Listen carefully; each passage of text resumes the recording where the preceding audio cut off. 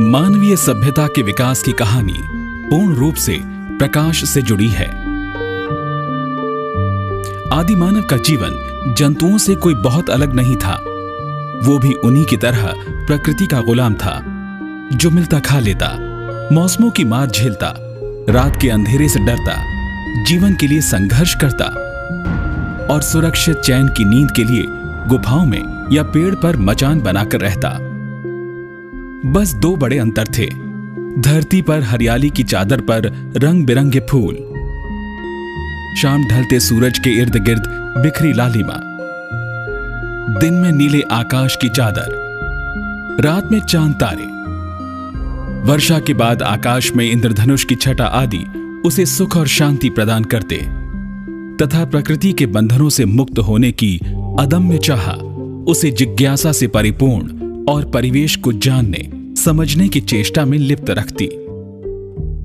इसी तलाश में आदि मानव ने यूं ही एक दिन पत्थरों को रगड़कर आग पैदा करने का तरीका सीख लिया। मानवीय सभ्यता और संस्कृति के क्षेत्र में यह पहली क्रांति थी जिसकी शुरुआत प्रकाश द्वारा हुई थी। अब उसे सूर्य ढलते ही अपने शरण स्थल की ओर दौड़ने की आवश्यकता नहीं रही।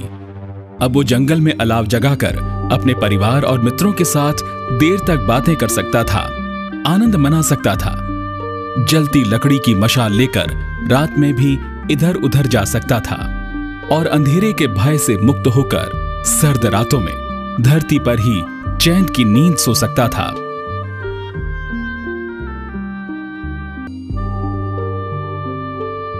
फिर धीरे धीरे कृत्रिम प्रकाश स्रोतों का निर्माण हुआ।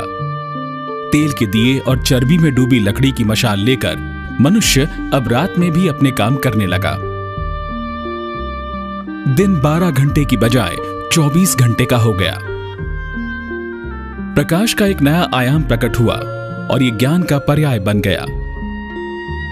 लंबा समय लगा इस दूसरी क्रांति के आने में। वक्त को गैलीलियो और न्यूटन का इंतजार करना पड़ा। फिर दूरबीनें असीम आकाश का रहस्य खोलने लगी और सूक्ष्मदर्शी सूक्ष्म के। धीरे धीरे प्रकाश का स्वरूप स्पष्ट हुआ और विज्ञान, कला और संस्कृति से नाता जुड़ने लगा।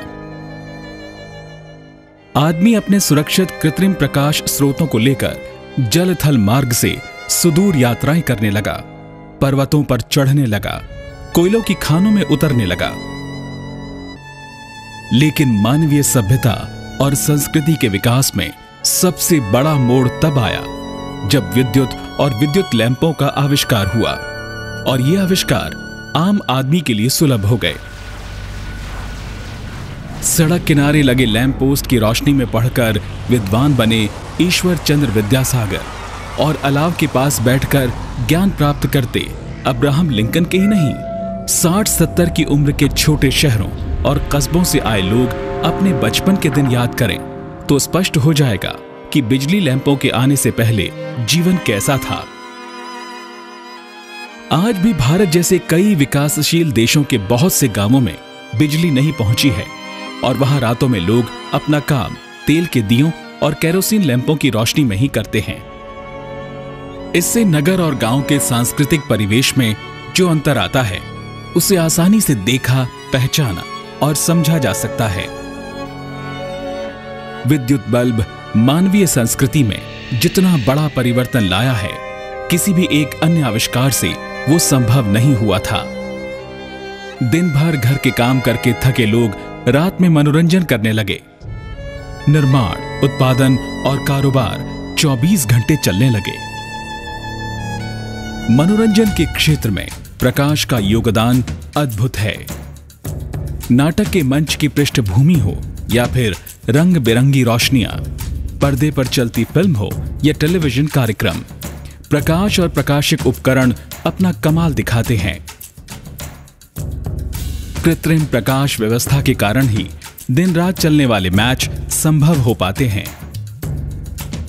सूर्य के प्रकाश के साथ आने वाली अदृश्य पराबैंगनी विकिरण हमारे घावों के उपचार, जल शुद्धकों में जल के विसंक्रमण तथा सूक्ष्म जीवों को नष्ट करने के प्रक्रमों से जुड़कर हमारे जीवन का अहम हिस्सा बन गए हैं। इस दुनिया में सभी कुछ छोटे कणों, जिसे परमाणु कहते हैं, से मिलकर बना है।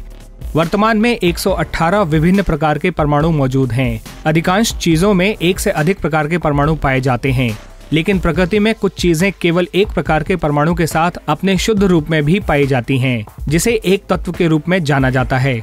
उदाहरण के लिए, शुद्ध सोने के पिंड में केवल एक प्रकार का परमाणु ही निहित होता है। यदि हम सोने के पिंड को बड़ा कर देखें तो हम पाएंगे कि एक प्रकार के कई सोने के परमाणु उसमें निहित हैं। इसी प्रकार जब हम चांदी के पिंड को बड़ा करके देखते हैं तो हमें चांदी के कई परमाणु दिखाई देते हैं। चूंकि 118 प्रकार के परमाणु हैं, तो इस प्रकार प्रत्येक के लिए एक यानी 118 प्रकार के तत्व भी होने चाहिए। इनमें से कई से हम अपने दैनिक जीवन में रूबरू होते हैं, जैसे कार्बन, लोहा और एल्युमिनियम। लेकिन अन्य तत्व जैसे कि एस्टेटिन या यूटरबियम का नाम शायद ही हमने सुना होगा। लेकिन विज्ञान से जुड़े लोगों को कई तत्वों के साथ बहुत सारे नाम याद रखने होते हैं। ऐसे में सभी तत्वों को दर्शाने वाली एक सूची उपलब्ध है, जो सबसे हल्के परमाणु हाइड्रोजन के साथ शुरू होकर सबसे भारी परमाणु वाले यूरेनियम के साथ खत्म होती है। इस सूची को आवर्त सारणी कहा जाता है। यह सभी ज्ञात रासायनिक तत्वों के परमाणविक गुणों का संक्षिप्त प्रारूप है, जिसमें चिन्ह, परमाणु संख्या, परमाणु द्रव्यमान और तत्वों के बीच संबंध शामिल हैं। सन 1869 में रूस के वैज्ञानिक दमित्री मेंडलीव ने आवर्त लॉ का सूत्र दिया और तत्वों की आवर्त सारणी का दूरदर्शी संस्करण बनाया, जिसमें न केवल उस वक्त के ज्ञात सभी तत्वों की सूची थी, बल्कि अन्य अज्ञात तत्वों के लिए इस सूची में जगह छोड़ी गई थी। जब से मेंडलीव ने आवर्त सारणी प्रणाली पर काम किया था, तब से लेकर अब तक इसे 150 वर्ष पूरे हो गए हैं। यूनेस्को ने सन 2019 को international year of the periodic table of chemical elements के रूप में घोषित किया है। तब से लेकर अब तक इस आवर्त सारणी में कई संशोधन हुए हैं और आज यह विज्ञान की सबसे प्रमुख उपलब्धियों में से एक है। प्रत्येक तत्व और आंकड़ों को याद करने की बजाय हम फौरन एक नजर इस सारणी पर डालते हैं। यह तत्वों की क्रियाशीलता के बारे में बहुत कुछ बताती है, चाहे वह विद्युत प्रभाव हो, चाहे वह नरम हो या कठोर, या फिर तत्वों के कई अन्य विशेषताएं हों। एक बार वैज्ञानिकों और शोधकर्ताओं ने इस सारणी को समझ लिया तो वे इसे अपने पूरे प्रयोगों में लागू कर सकते हैं। उत्सवों और त्योहारों में रोशनी का उपयोग एक पुरानी परंपरा है। शादी समारोहों में घरों को विशेष रूप से रंग बिरंगी लाइटों से सजाया जाता है। भारत में तो दीपावली का त्योहार प्रकाश दीपों को ही समर्पित है। माना जाता है कि अच्छी तरह प्रकाशित घर में देवताओं का वास होता है। सभी पुरानी संस्कृतियों में प्रकाश के प्रति सम्मान का भाव रहा है।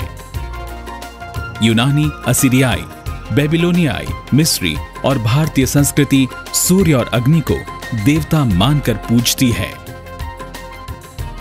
दीप ज्योति ज्ञान, प्रेम, आनंद और शुभकामनाओं का प्रतीक रहा है।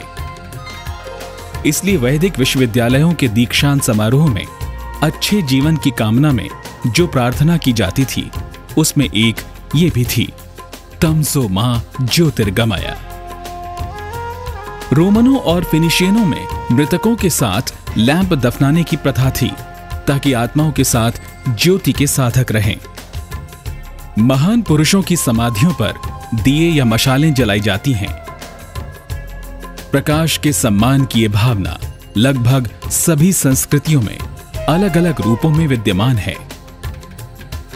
प्रकाश का संबंध दृष्टि से है।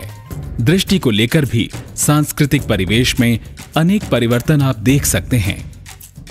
गॉगल्स यानी धूप के चश्मे जो फैशन की वस्तु हैं, कभी बहुत कम देखने में आते थे, लेकिन अब ये आंखों को तेज रोशनी के दुष्प्रभावों से बचाने के लिए खूब इस्तेमाल में लाए जाते हैं। नेत्र दोषों के सुधार के लिए लगाए जाने वाले चश्मों के भी केवल फ्रेम ही नहीं बदले, लेंस भी बदले। दूर और पास के चश्मों के लिए पहले बाइफोकल लेंसों के चश्मे लगाए जाते थे, अब डिफरेंशियल पावर के लेंस लगने लगे हैं। पहले नजर और धूप के चश्मे अलग अलग होते थे, अब क्रोमैटिक लेंस बनने लगे हैं। कॉन्टैक्ट लेंस सीधे कॉर्निया पर फिट किए जाने लगे हैं। जिनसे न केवल आप नेत्र दोष सुधार सकते हैं बल्कि पुतली का रंग भी बदल सकते हैं।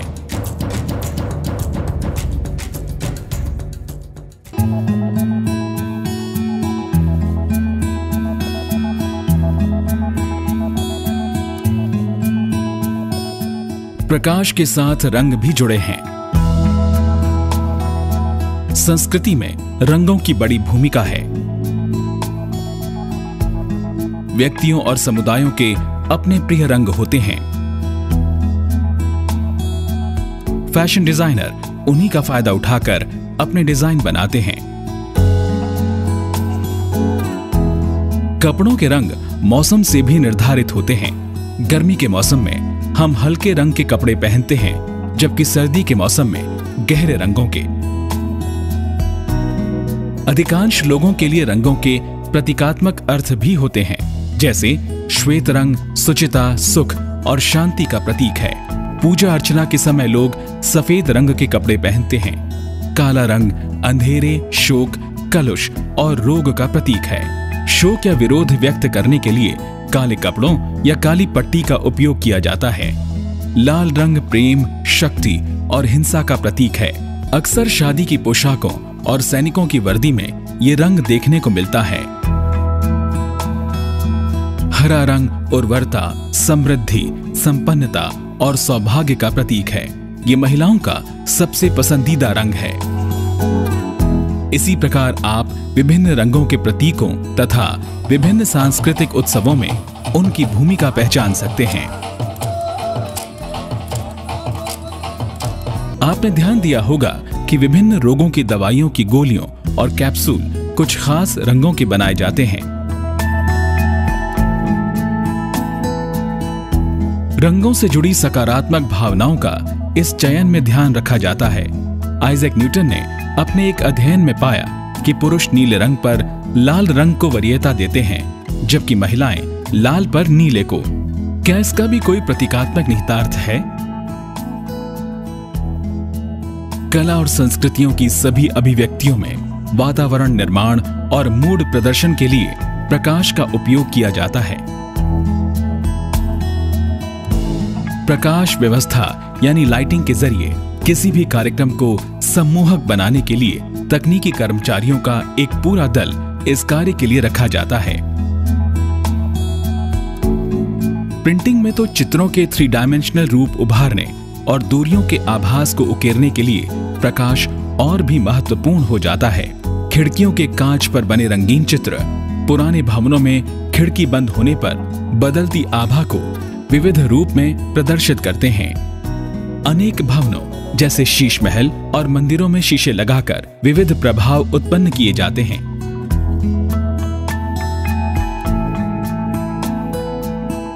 लेजर के विविध प्रयोगों ने मनोरंजन के क्षेत्र में भी क्रांतिकारी योगदान दिया है।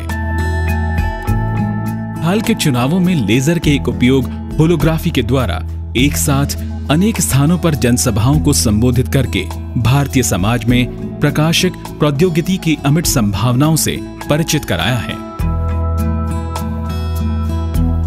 फोटोग्राफी एवं चलचित्र कला अन्य ऐसे प्रकाश आधारित आविष्कार हैं जिन्होंने हमारे रोजमर्रा के जीवन और संस्कृति को गहराई से प्रभावित किया है।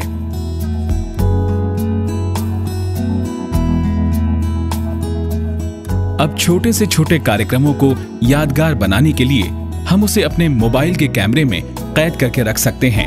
कैमरे सुदूर संवेदन के प्रभावी उपकरण हैं और चलचित्र मनोरंजन के महत्वपूर्ण साधन भी। छायाचित्रों के माध्यम से कथा कहने की परंपरा तो काफी पुरानी रही है।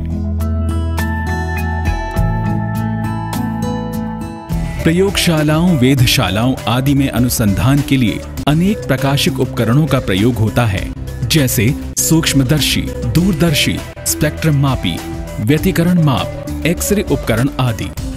उन्होंने न केवल मानव के ज्ञान क्षेत्र को बढ़ाने का काम किया है, बल्कि मानवीय संस्कृति में नए आयाम भी जोड़े हैं और सभ्यता को ऊंचा उठाया है। मानव के अन्य विषयों संबंधी ज्ञान संवर्धन में भी प्रकाशिक उपकरणों का बड़ा हाथ रहा है। प्रकाश स्रोत न होते तो घुप अंधेरे वाले पिरामिडों में घुसकर क्या उनके रहस्यों को हम खोज पाते और प्राचीन संस्कृतियों से परिचित हो पाते? धरती और सागर की गहराइयों में छिपे खनिजों और रत्नों को खोज पाते? सौर सेलों ने सौर ऊर्जा को विद्युत में बदलकर उपयोग योग्य बना दिया है और कम होते जीवाश्म ईंधनों के कारण उत्पन्न होने वाली ऊर्जा समस्या के समाधान का एक मार्ग खोला है। सौर ऊर्जा के आदिकाल से चले आ रहे उपयोग, गीले कपड़ों और अनाज आदि को सुखाना इसका सीमित उपयोग था।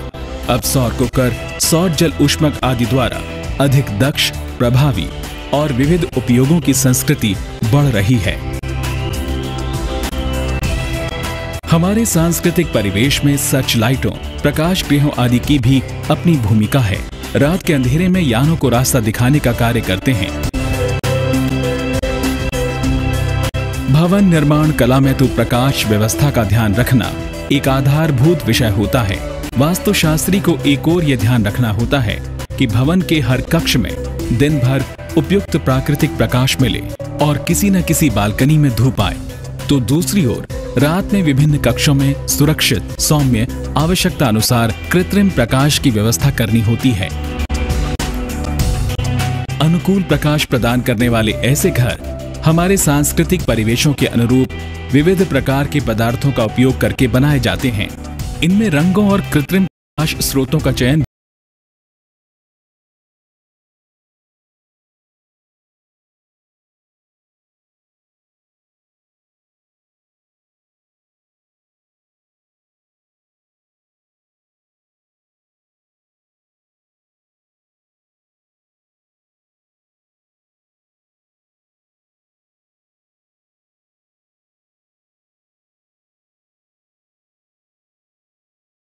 और प्रेरक है।